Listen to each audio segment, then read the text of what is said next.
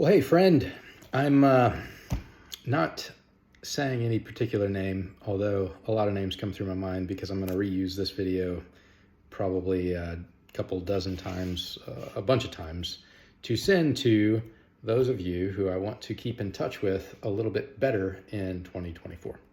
I got my Christmas Claus t-shirt on. It is 7 days before Christmas Eve. Just looking at the math, 17th. And I wanted to explain to you how I was planning on reaching out to you. At least once a month, I will try to either text, email, ping you on social media, LinkedIn, Facebook or something, or call. So it'll be a rotation of one of those three every 3 months. And we'll probably be in touch, I guess, maybe more. If ever you don't want me to talk to you anymore, you just be like, hey, take me off your list. And I'll be like, okay. And that won't be a problem at all. But I do want to be a little bit more intentional. Most of the time I'm a little ad hoc. I just text whoever I think of, whenever I think of them. And I don't know if that is as effective as it would be if I had somebody's name written down for the day. I also remember back in 2015, I had written down a bunch of names and I was going to try to call them on the day, and I didn't follow up with that as well. And one person's name was written down who I didn't contact, and after a certain date in January, I was no longer ever able to contact. So it taught me that, hey, come up with a plan, execute the plan, always deliver.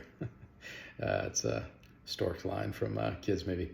So that's what I wanted to share with each of you. I got the idea from a Christian pastor who's a realtor at a real estate conference, a Christian guy, and who I've been meaning to follow up with. So some of the ways that he does things, I'll learn from him. And I just wanted to give you an opt out and an opt in, and this is kind of like the opt in. Also a potential opt-out if you write me back and say, no, I don't want to hear from you this year, like some people might.